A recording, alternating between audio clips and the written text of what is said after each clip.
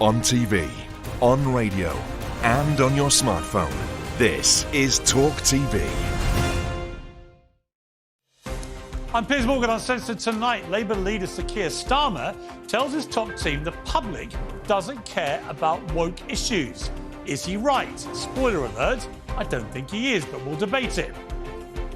Lionel Messi's poised to follow Cristiano Ronaldo to Saudi Arabia in a deal worth a reported £522 million. But are these goats trashing their legacies by sports washing a brutal regime?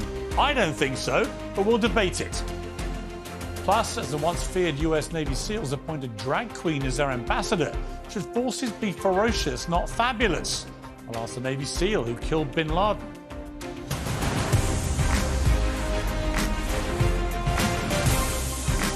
Live from the News Building in London, this is Piers Morgan Uncensored. Good evening from London. Welcome to Piers Morgan Uncensored. Sir Keir Starmer may well be the next British Prime Minister. The Labour leader is a hearty lead in the polls. After 13 years of Tory rule, with 3 Prime Ministers in one chaotic year recently, his path to power is clear. But he still has to prove he knows what matters to the British people. And today, I believe he made a massive miscalculation. He's reportedly briefed his top team to avoid talking about social issues, woke issues, because apparently the public doesn't care about them. He couldn't be more wrong. The public does care, and with good reason. Here's a reminder of what Elon Musk says about woke.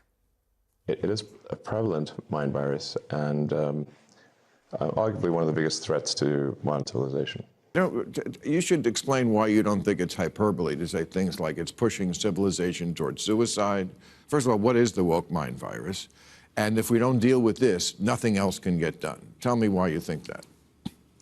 Yeah, so I think we need to be very cautious about anything that is anti-meritocratic and anything that is that results in the suppression of free speech. Those are two of the aspects of the woke mind virus that I think are very dangerous. Is that it's often anti-meritocratic. You can't question things. Even the questioning is bad. One of the richest and smartest men in the history of this planet says that something's literally threatening civilization. We should probably not just dismiss it. It's very easy to dismiss this stuff as culture wars, diversionary tactics used by politicians. So we get mad about society instead of their mismanagement. And there is something to that, I get it. But make no mistake, this woke virus is real and it ruins people's lives. It means Western society is being policed by a radical minority of people with ultra-progressive views that would seem completely insane at most family dinner tables. It means people are abused, shamed and vilified, sometimes hounded out of their jobs for expressing a dissenting opinion. It means our heritage and our culture are being constantly ransacked, from Roald Dahl's books to the James Bond novels, to avoid offending an imaginary cult. It means ordinary people having to hesitate before using perfectly normal words like woman or bonkers or mother, because they've been browbeaten into thinking it'll cause offence. It means biological males can destroy women in sport, and gender categories are being abolished at award ceremonies, resulting, as we saw at the Brits, in no women getting nominated at all. It means we're smeared as transphobic for thinking it's stark raving mad that a male rapist can identify as a woman to get a place in a woman's prison. And above all, it means the rest of us are made to feel like extremists for saying, well, hang on a second, this isn't right. I don't want to live in this world. If you question it, you are the problem. You are the bad person. You must be cancelled. At the heart of this is freedom of speech, as Elon Musk said, freedom of expression and freedom of thought. Without that, there is no democracy. Perhaps the real reason why Sir Keir Starmer doesn't want us to focus on so-called woke issues is because of the problem he's had in answering simple questions. You know, sorry, have I offended you in some way? No. It's just I just. A woman can't have a penis. I don't think that discussing this issue in this way helps anyone in the long run. For 99.9% of women, everything is a matter of biology, and I'm very, very supportive of that. For the vast majority of women, this is all about biology, and of course they don't have a penis. We all know that. 99.9-something% of women, it's all biological, and it's very straightforward.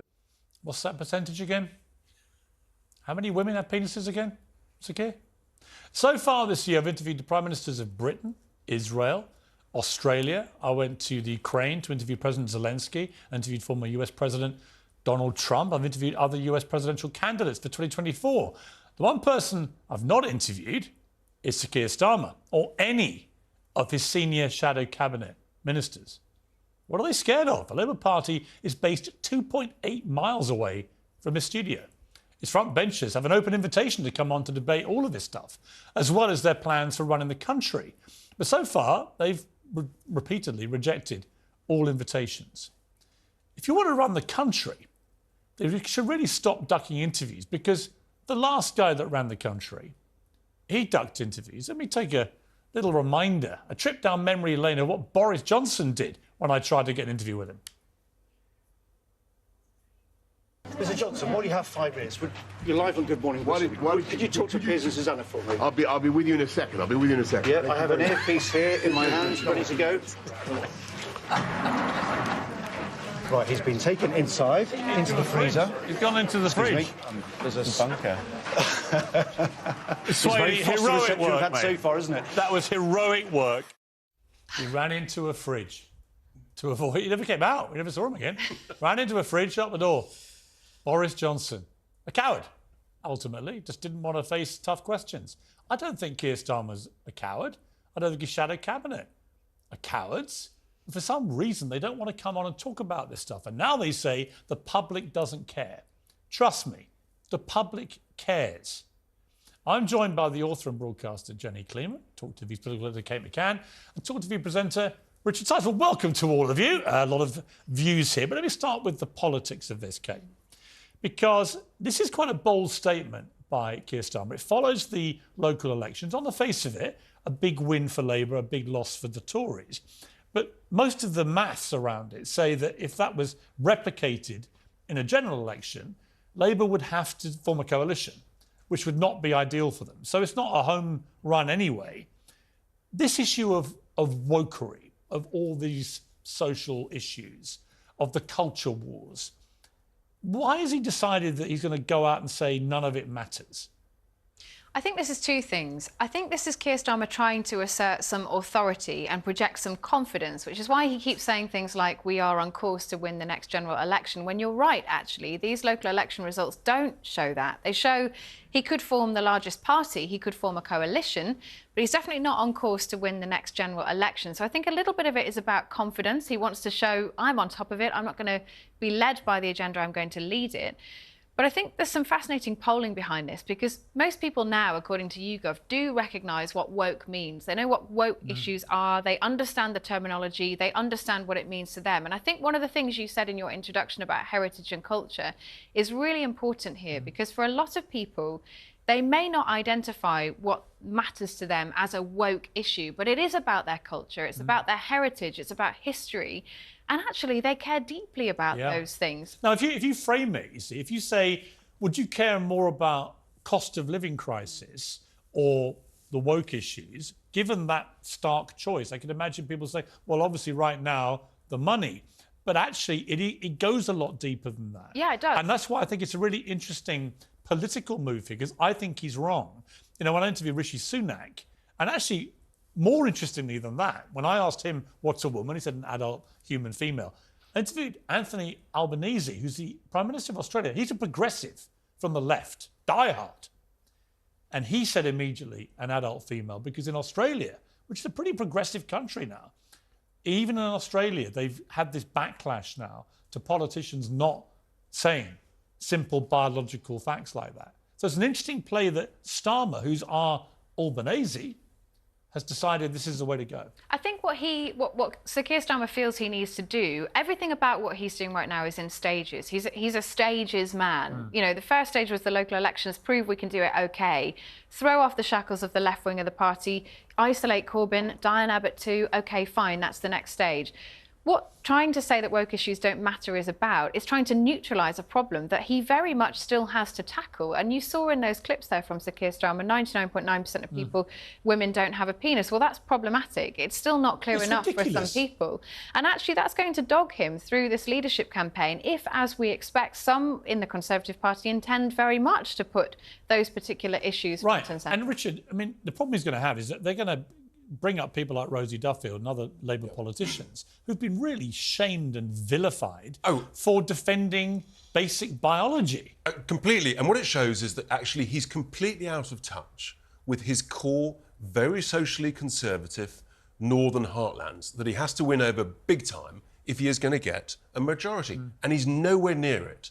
And, for that constituency, they know exactly what a woman is. And they also do not want their children to be taught things around gender questioning in primary in the early years of secondary school. Even Tom Hanks today came out and said that he refuses to read any books which have been dragged into the modern morality. In other words, all this issue around Roald Dahl and everything, he won't read them. If they have a disclaimer saying we've changed words and stuff, he said, I'm not going to read it. I loved that because he's in Hollywood, which is normally the wokest place out there. And I feel that woke worm has really turned because most people do not think that way. This is a small, noisy minority of people who genuinely think they have this self-righteous belief that what they say not only is the right view, but the only view allowed. But it's also a question of actually strong, principled leadership. If he doesn't have the courage and the conviction to say exactly what a woman is, then actually it's women who fought for equality for decades and decades. And for the vote. And for the vote, who feel most offended by this outrage. And, the truth is the real winner in these local elections was the Not Vote Party because the turnout was woefully low. Yeah. And I think many, many women are saying, well, just hang on. I want to find out who knows what a woman is. Let's go to the other woman on the panel. I assume you're identifying as a woman. I identify as a woman. Right. Yes. What's your view of this? Well, I think Keir Starmer is absolutely right because, we know that the Conservative government deployed the queen of anti-woke, the self-proclaimed scourge of the wokerati, in much of their campaigning in the run-up to the local elections. She brought up things like Rotherham and Rochdale, which are from 10 years. Suella Braverman. Right. I wouldn't call her the queen of anti-woke. Well, she's the one who complains about the tofu-eating, Guardian-reading wokerati. She very much positions herself. But that wasn't why they did badly in the local election. No, well, I mean, certainly the pitch that they were, the way they were pitching themselves was as. Let me just stop you there because I saw a very interesting poll that came out overnight about why people had switched who voted Tory in 2019, why they switched to Labour. Almost all of them, I mean, like the top 50, 60%, right, were saying reasons to do with the Conservative Party just being on the job too long, this is the point. doing a bad job. When it comes to your vote, it wasn't about the woke. The woke stuff to me could be a real problem for Starmer. I think when you cast if he's your not vote, careful. I think when you cast your vote, you think, is this candidate going to improve my life? And improving my life will be in terms of, can I get a GP's appointment? Can I afford to feed my kids? Can I put the electric on in my house? That's why people vote. They don't vote about these culture war issues. And they might matter. We need to get much better at using language accurately. But if I said to you, what's a woman? What do you say? I would say, Piers, a woman is an adult human female. You would? I think most people do agree that. And if I say to you, given the way this debate's now moved about trans athletes in sport, what is your view of that? My view is that there are times when sex has to trump gender. And when you look at prisons, when you look at... So would you let any trans athletes compete in women's sport? I personally don't think they should until there's evidence. Now, would you have said that a year and a half ago? Yes, I would have, and I have said these things. But you see, I would say but there's an assumption that people on the left are all of one. I'm not pigeonholing you, but would you describe yourself as progressive left or not? I have never used that word to describe myself before, but I think I represent a lot of women who would call themselves left-wing. Just going to interrupt. We've got some breaking news from the United States. Very interesting news this. Donald Trump has been found not guilty of rape in a civil trial for rape and defamation in New York. A hugely publicised case. E. Jean Carroll was suing the former president, alleging he raped her in a Manhattan department store nearly 30 years ago. The court, however, did find Donald Trump sexually abused E. Jean Carroll, awarding her $2 million in compensatory damages for battery. Well, we're looking at live shots there. So that is a double-edged sword for Trump. He didn't testify in the court. repeatedly denied the allegations, but it would seem that on the most serious charge of the rape, not guilty, but of sexual abuse, he's been found guilty. So we're going to verify exactly what has gone down there. But what's your reaction to that, Richard? Well, I think, as you say, you've got to verify exactly what has happened there. And if he's been found guilty of sexual abuse, I would expect him to appeal. And because that's his nature. Whenever he loses anything, he keeps fighting. That would be my instinctive reaction, just based on that. So we're going to get more information on this, but he's been found not guilty of rape, but guilty of sexual assault and defamation. So that is, I mean, this is a big moment for Trump because, of course, he's running for president again. The election is November next year. He's already been indicted on a criminal charge involving the hush money payments to Stormy Daniels, the porn star. And now this. E. Jean Carroll's been awarded millions of dollars in damages. Yeah. What do you think this will do in terms of the presidential race? I think the people who love Donald Trump will see this as part of the narrative that he always spins, which is that the establishment are out to get him on trumped-up charges, even if it's been found in a court of law. He will be able to spin this as a way of the establishment trying to suppress him. So I don't think it will deter the people who are determined to vote for him. Kate, it's an interesting one with Trump, isn't it? Because this kind of stuff, if this happened to a British politician, that would be the end of their careers. But then so would the indictment have been if a British politician was indicted for paying hush money payments to a porn star. That would be the end of their career. Trump has so far proved remarkably Teflon to all this stuff, but this is a very serious blow, you have to assume, to his presidential chances. Yeah, I mean, I think, look, this is a civil ruling, right? So it's a slightly different kettle of fish, albeit, it's not criminal, albeit not, you know, I mean, it is incredibly serious that clearly in this particular case, they've also decided that he did defame her by branding her a liar. Jurors have decided that. I mean, it is a legal setback for Donald Trump, there is no doubt about it. But Piers, you know better than anyone about the polarised nature of political campaigning in America. Donald Trump's supporters are pretty bedded in already. And when verdicts like this and cases like this even tend to come around, those supporters view them as an establishment attack on somebody that they believe is fighting for their rights. They believe that this man is the only person who's going to speak up for them. So I tend to think that actually in this particular case, it might work, sadly, in his favour. I mean, that is an extraordinary state of affairs, isn't it, Richard? I mean, whatever side of the political divide you're on, this slew of cases now against Trump, and there are very serious other legal cases which are rumbling through, which might lead to further indictments. It does seem extraordinary that most of his supporters don't seem to care about any of it. And his poll ratings seem to go up. Right. So the recent cases, when he was charged by the establishment, by the authorities in New York, actually his poll ratings go up. He gets more popular, and it's utterly counterintuitive. And that's why we know what he'll do with this. We know how he'll spin it. He'll appeal, he'll fight and fight and fight, and he'll turn it to his advantage because that's what he does. Well, just to recap on that breaking news, the jury's returned a verdict in the E. Jean Carroll Donald Trump battery, rape and defamation case. They've ruled that Trump is liable for sexual abuse and defamation of Miss Carroll, but not of rape. And he's been awarded over $2 million, just under $3 million, in fact.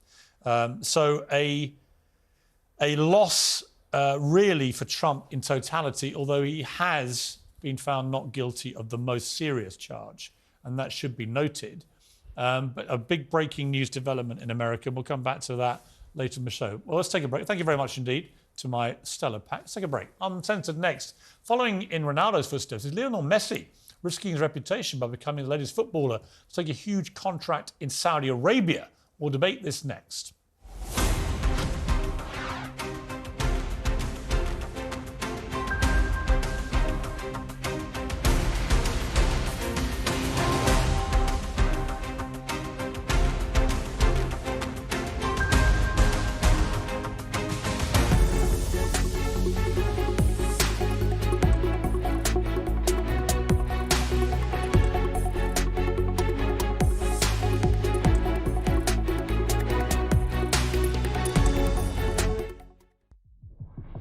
Passionate and always straight to the point. World-class broadcaster Vanessa Feltz is on Talk TV every night of the week. From politics to pop culture, There's no subject she shies away from. And remember, if you're thinking about it, we're talking about it. Join Vanessa Feltz on Talk TV every day from 4 p.m.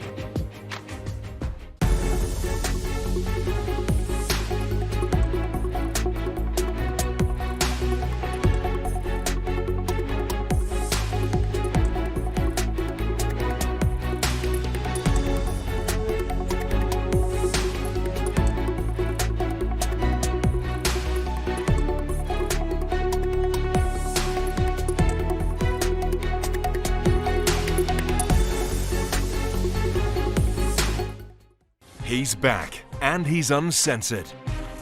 Debating the breaking news and talking to the biggest names. Piers Morgan is live every week with a host of stars. Uncompromising, unmissable, and uncensored.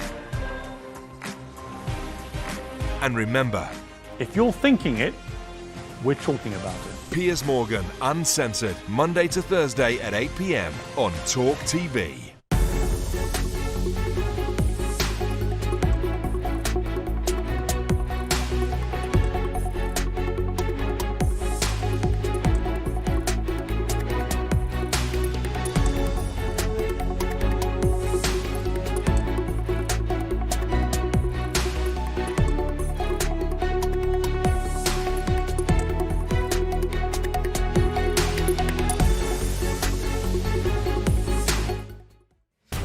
Britain's conversation. Oh no. With the People's Channel. No, already used. Every Little Helps. For God's sake, is nothing original anymore. It's finger-licking good. I'm loving it. Look, let's be honest. We don't have any fancy speechwriters here, but we do, and I promise you, discuss the issues that matter to you. Yes, I'm back. Talk TV, not with Morgan, just before him. Monday to Thursday at 7 p.m. Join me. Just do it. Well, that one too.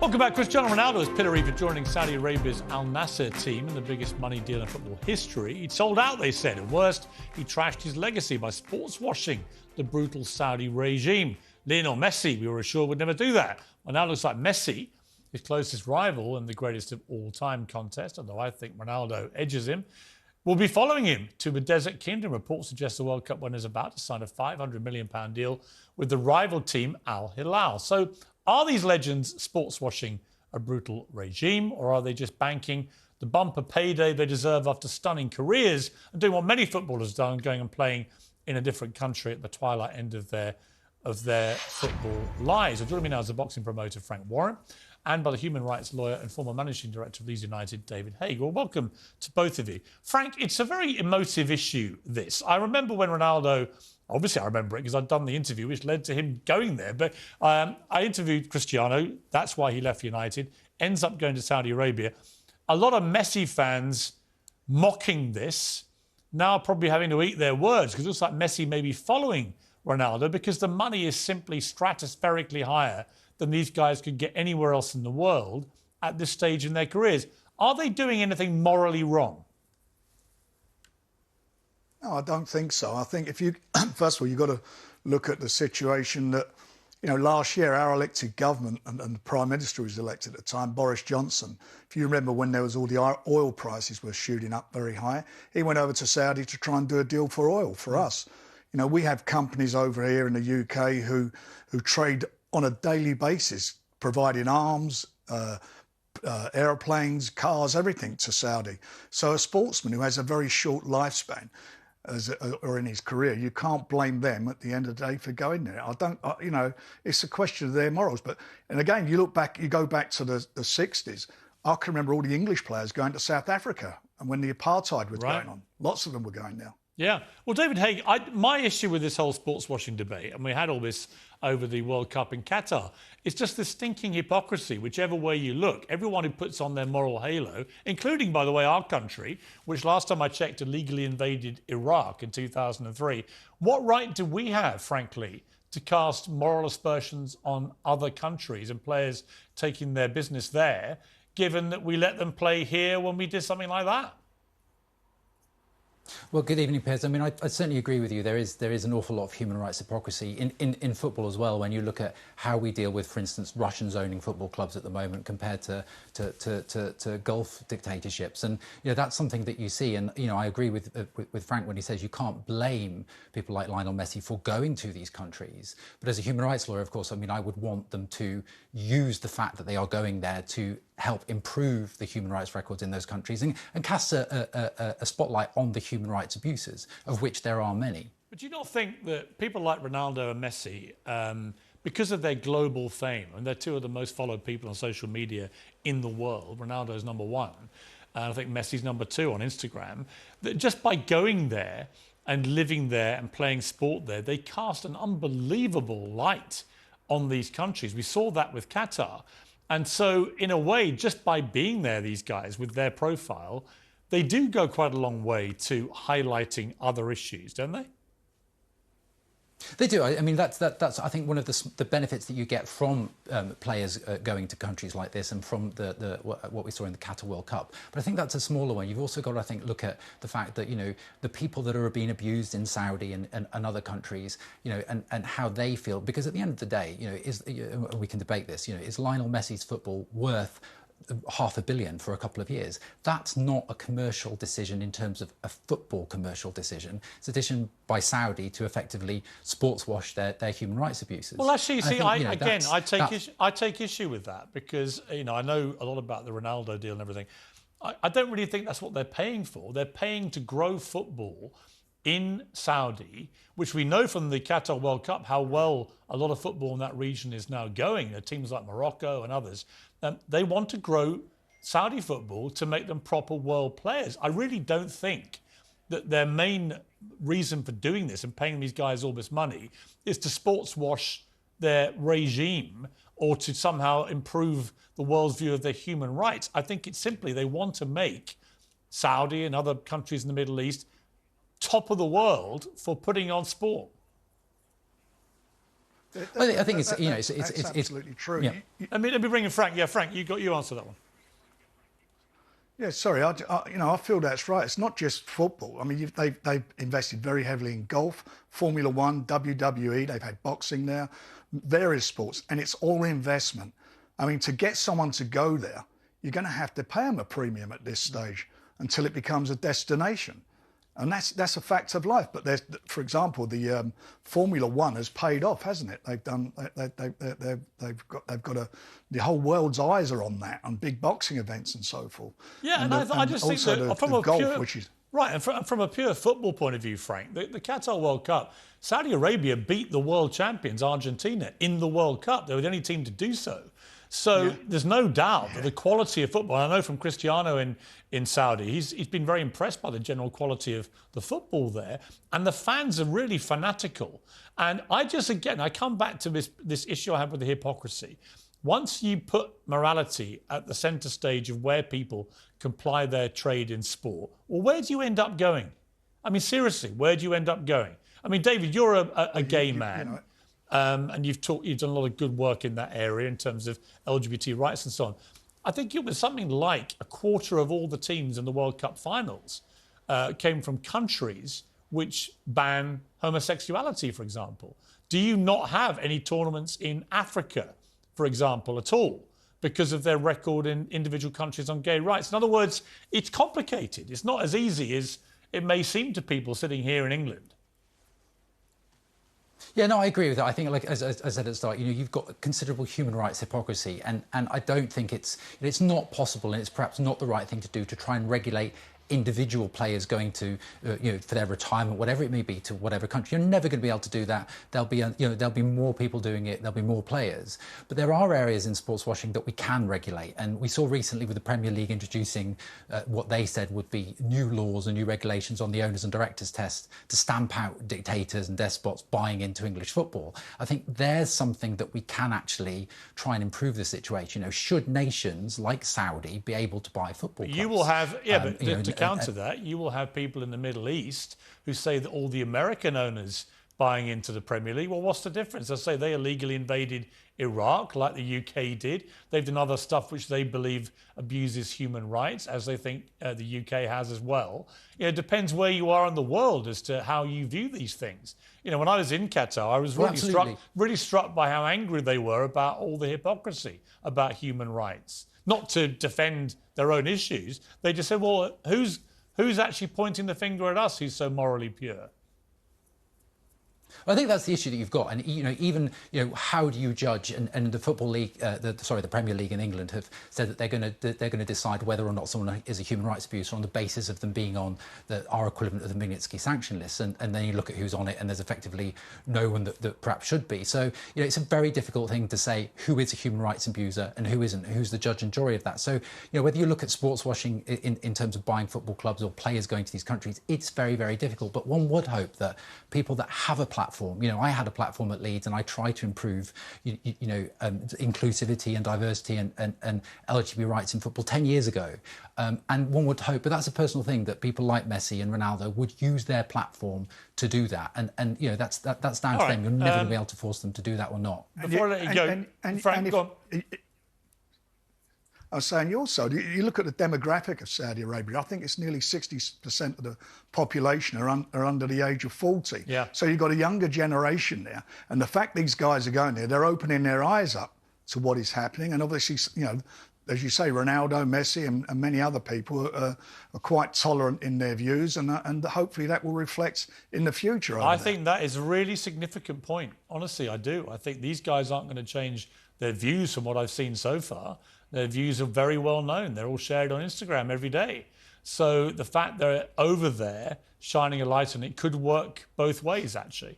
Frank, I can't let you go without asking you, are we going to win the Premier League, Arsenal? Oh, God, I'll tell you what, I'm on the edge. We fell over on those three matches, which I was like torture. But how impressive were they on Sunday? They were brilliant, but give me some hope. Are we going to win, Frank? I'm praying. I'm everybody. We all want it to happen. Well, Man City got to fall over, haven't they? For us, they got to fall over. They got to lose and draw one. Yeah, and that's a big ask. It's absolute agony, isn't it? Frank, great to see you. Yeah. David, thank you very much indeed for joining me. I appreciate it. Thanks, guys. Thanks, Piers. Uncensored next, the dissident Iranian who speaks up ferociously for the women suppressed by the brutal Islamic Republic. Timely conversation after the debate we just had.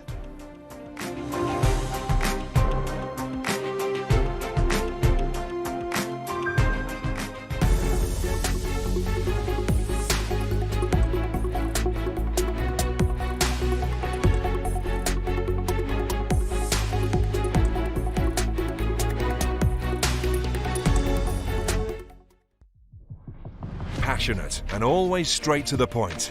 World-class broadcaster Vanessa Feltz is on Talk TV every night of the week.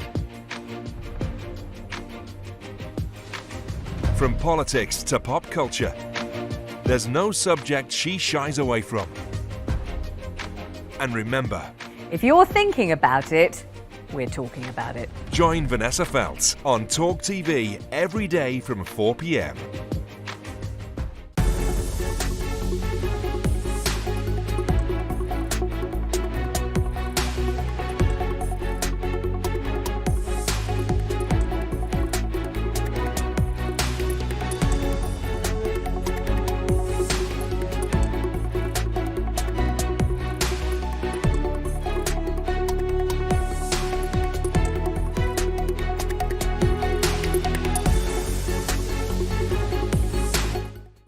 He's back, and he's uncensored.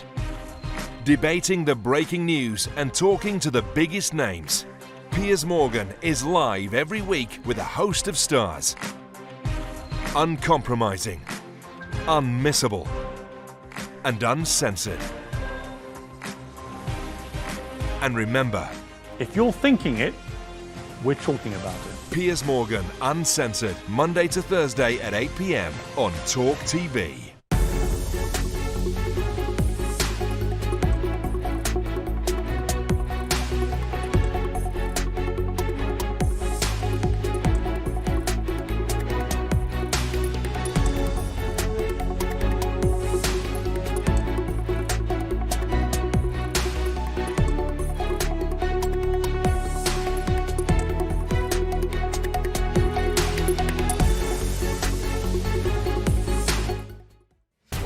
Britain's conversation. Oh no.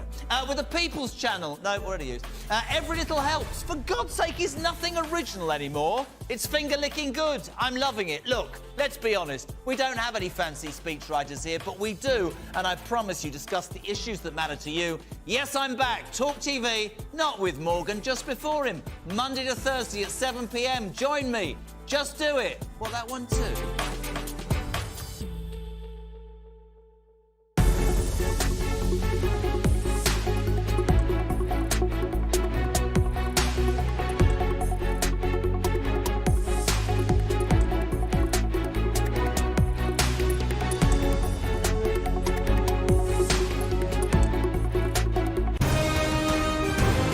This is Talk TV.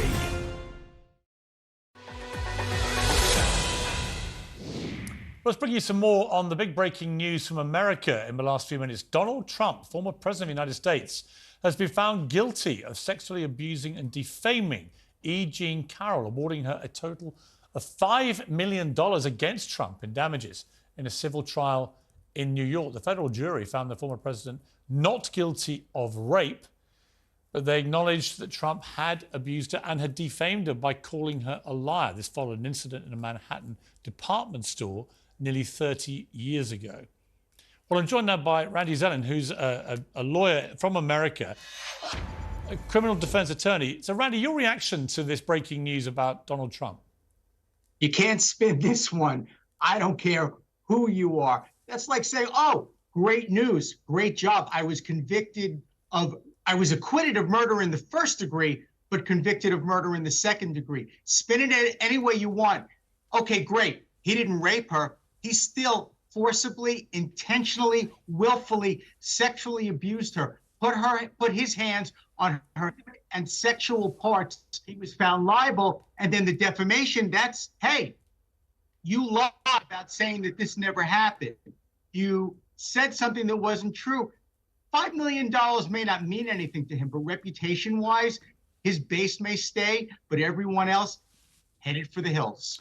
Donald Trump's issued a statement on Truth Social, his social media platform. I've absolutely no idea who this woman is. This verdict is a disgrace, a continuation of the greatest witch hunt of all time, a predictable response, some might think, from the ex-president, who tends to do this kind of thing. But what is the legal jeopardy for him now facing all these other legal issues that he's facing? Does it have any influence on that at all? No, I think this is all baked in, and what will happen to him in terms of the January 6th investigation, in terms of the Georgia trying to find 11,000 votes, in terms of the classified documents, whether he was found not liable here or found liable, that will have no impact on the other criminal investigations. But what I find and what resonates with me is exactly what you were talking about previously. You were talking about hypocrisy. And here the hypocrisy is that if this jury had come back in 2 hours and found him not liable, then this would have been the greatest system in the world, the greatest jurors in the world. I can do whatever I want in New York. The mere fact that they came back with equally stunning speed and found against him, it's a witch hunt, it's rigged. And that's the part, to me, that at some level, intelligent people in this country have to start really focusing in on. All right, well, Randy Zellin, thank you very much indeed for joining me. I appreciate it. Thank you. Well, next tonight, Messi Ahmadinejad should be a progressive hero, exiled and in hiding from Iran's assassins since 2009. She's a ferocious critic of the Islamic Republic's brutality and its war on women. Instead, she's often on the receiving end of criticism herself, being accused of Islamophobia for opposing the compulsory hijab. Iran has faced massive protests this year after Iranian police killed a 22-year-old woman who refused to wear one. Well, she talks to me now, so great to see you. Thank you so much. You're a hero to so many of us for you. the way that you stood up to this. We talk a lot about human rights.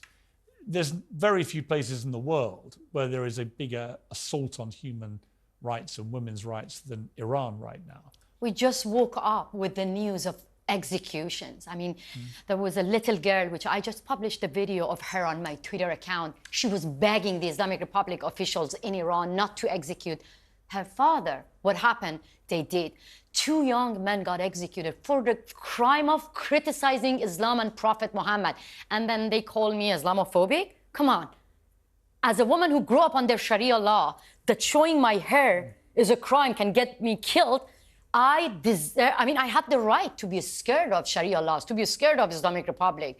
And be honest with you, phobia is irrational. My fear and the fear of millions of Iranian women, women of Afghanistan, of Taliban and Islamic Republic is rational. And we're seeing the same thing in Afghanistan, where that shameful overnight fleeing led by America from Afghanistan under President Biden led to total chaos, a lot of deaths, but also basically threw millions of Afghan women back to the Taliban wolves. And we're seeing the same thing there.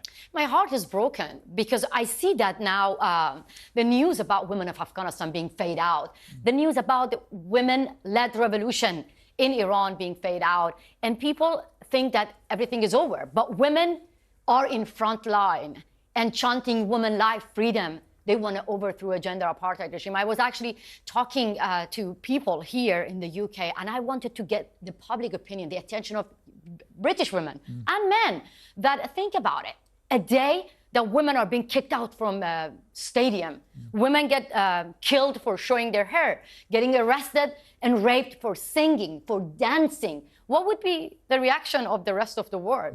I mean, if it was not women of Iran, if it was not women of the Middle East, women in the UK get kicked out from a stadium, what would you do? What would FIFA do? You know that... It's a gender apartheid regime. Completely. You know that by saying all this, you're putting a bigger target on your back all the time. Do you worry about that? I mean, to be honest, as you hear me, I'm very loud against terrorists. I'm not as scared of them, but let's be very honest. It's scary when you see a man with loaded gun in front of your house trying to kill you. The Islamic Republic hired 3 Russian mafia, and they were trying to kill me on US soil. The FBI arrested them. Right now, they are in prison.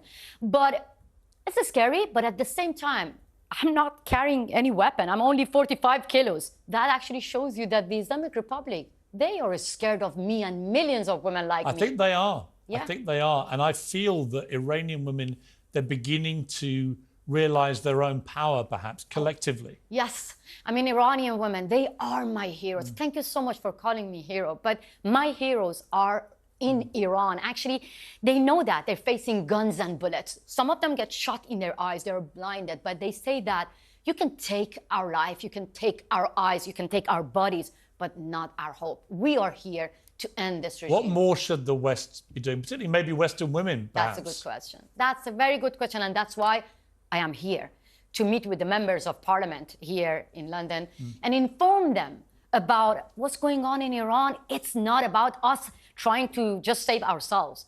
The Islamic Republic is a threat to democracy, and we are actually risking our life to protect democracy across the globe, and I'm not just claiming that. Right now, the Islamic Republic is sending drones to Putin to kill innocent Ukrainians. But how ironic that the woke left attack you. I mean, this has been my issue with them about women's rights generally. They're on the wrong side of history with all this stuff.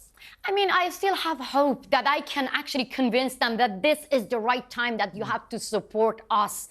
Because, look, the Islamic Republic actually hired killers here to kill journalists from, the Iran International, biggest Persian TV broadcasting here. They were the target of the Islamic Republic. So you see, if you don't support our fight against the Islamic Republic, you have to face the terrorists on Western soil. So clearly, what happened in Vegas, it says that it's going to stay in Vegas. But what happened in the Middle East, in Iran, it's not going to stay there. It's going to infect the rest of the world. Here in the UK, they're being paid by UK government, having Islamic Center. For what?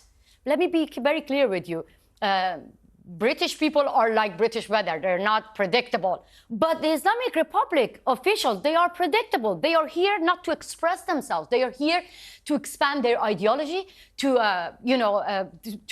sponsor terrorist organization, and they are here to kill innocent Iranians. That's why I'm asking the UK government.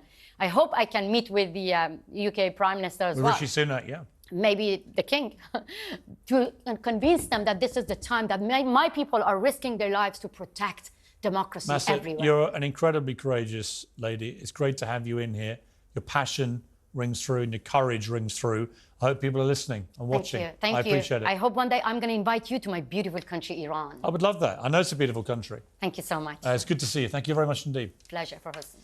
That's what courage looks like, and that's why women's rights are important. Well, Uncensored next, the US Navy SEALs appointed drag queen as a recruitment ambassador.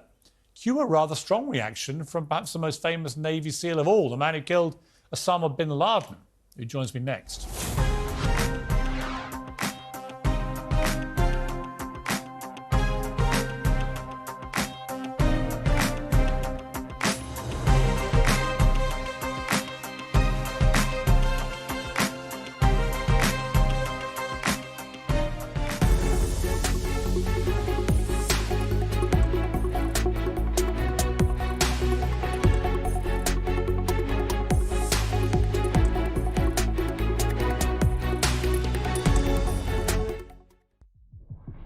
Passionate and always straight to the point.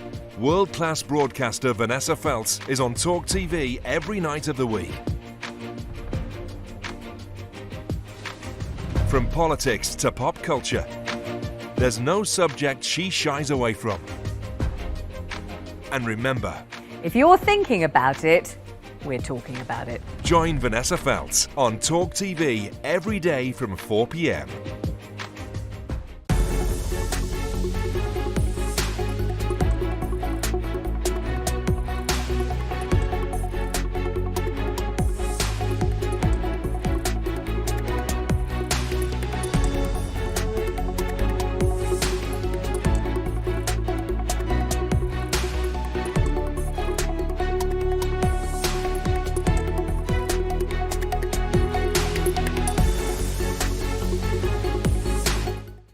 He's back, and he's uncensored. Debating the breaking news and talking to the biggest names. Piers Morgan is live every week with a host of stars. Uncompromising, unmissable, and uncensored. And remember, if you're thinking it, we're talking about it. Piers Morgan, Uncensored, Monday to Thursday at 8 p.m. on Talk TV.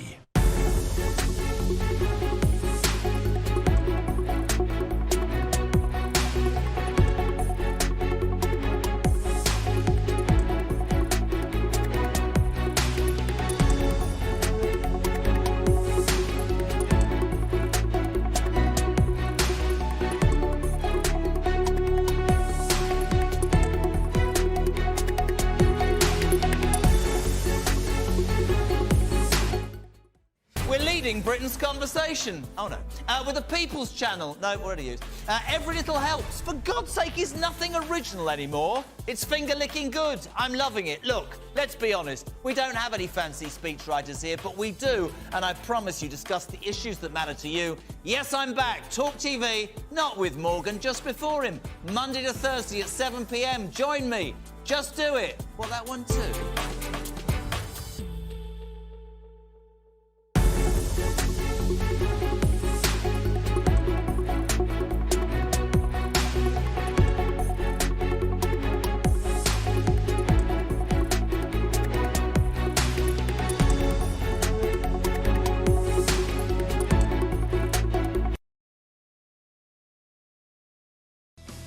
Well, coming up on The Talk, in that breaking news, a jury has found Donald Trump sexually abused the writer E. Jean Carroll. And it's claimed that Boris Johnson clashed with King Charles over interfering in politics. And the Metropolitan Police says a criminal network of people posing as stewards did plan to derail the coronation. All that with this lot at 9.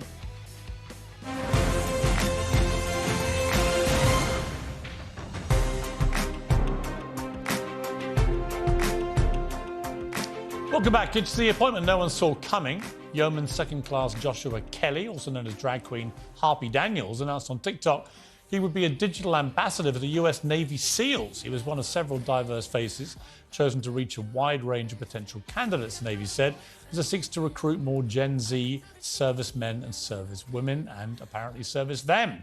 Well, I'm joined from New York by former US Navy SEAL Rob O'Neill, the man, of course, who killed Osama bin Laden on that incredible raid. Rob, I did think of you the moment I heard about this story as to what on earth you would make of this new recruitment drive by your old people. I mean, what is going on here? Well, thanks for having me, Piers.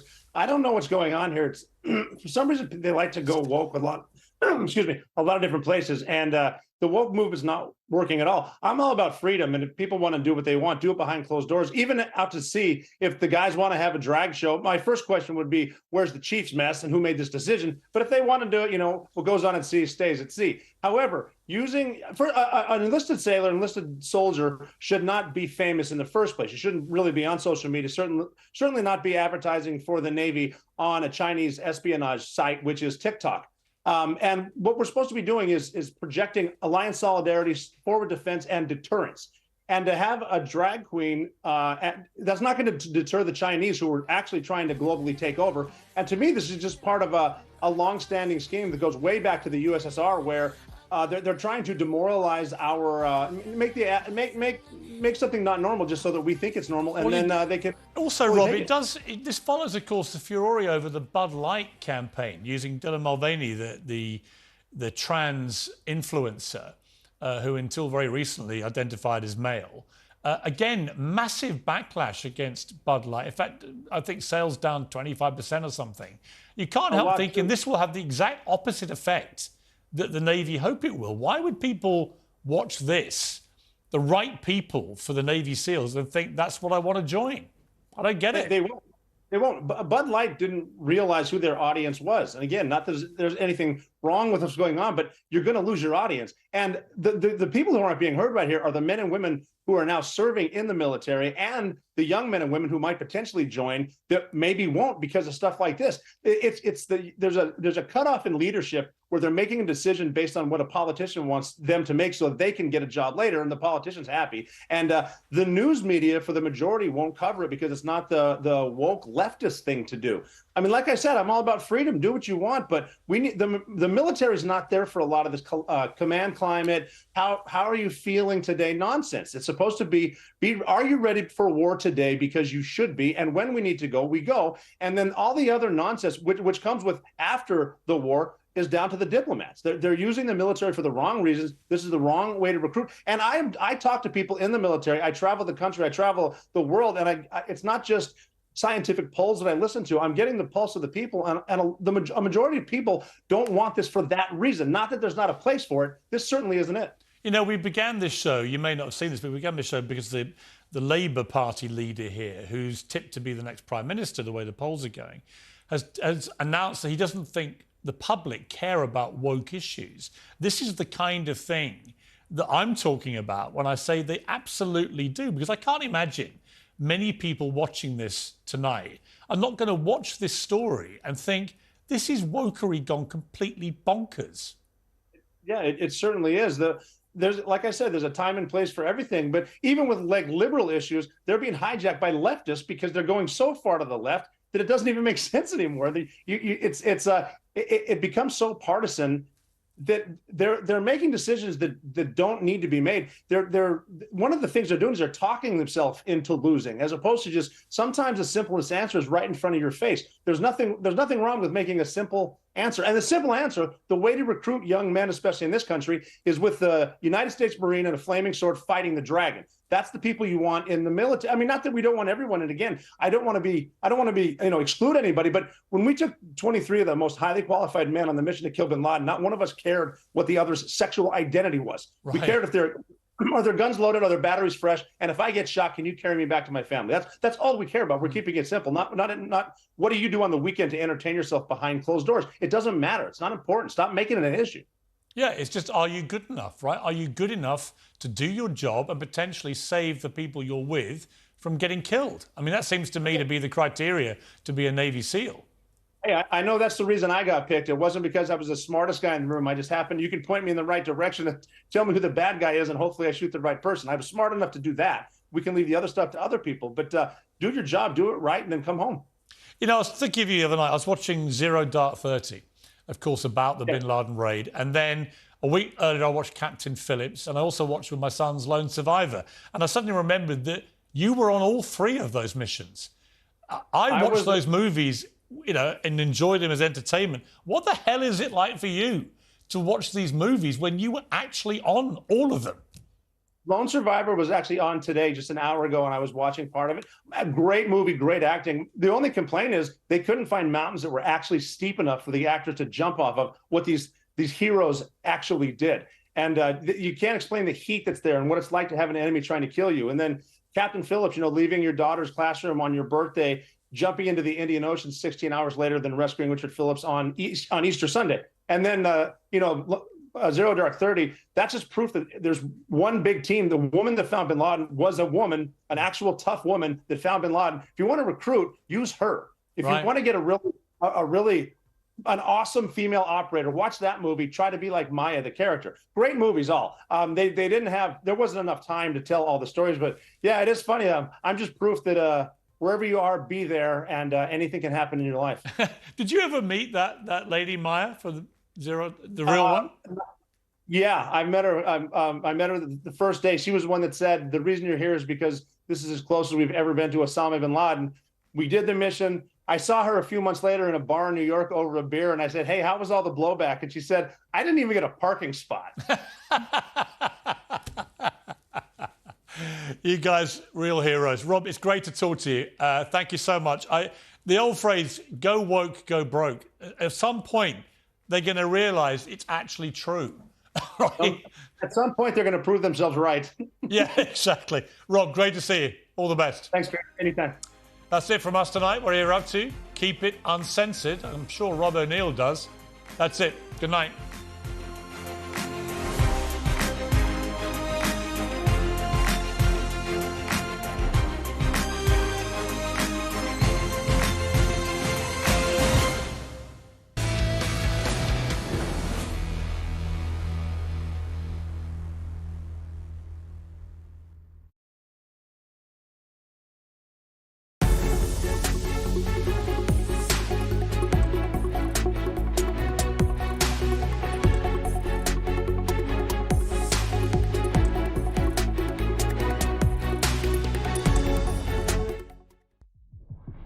Passionate and always straight to the point.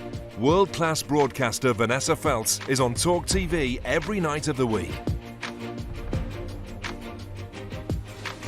From politics to pop culture, there's no subject she shies away from.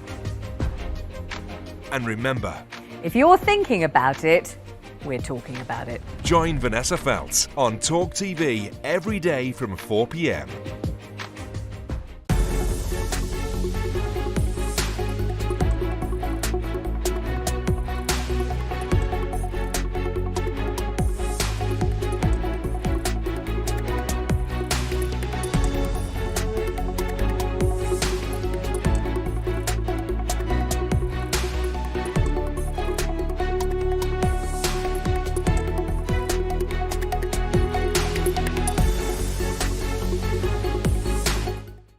He's back, and he's uncensored. Debating the breaking news and talking to the biggest names. Piers Morgan is live every week with a host of stars. Uncompromising, unmissable, and uncensored. And remember,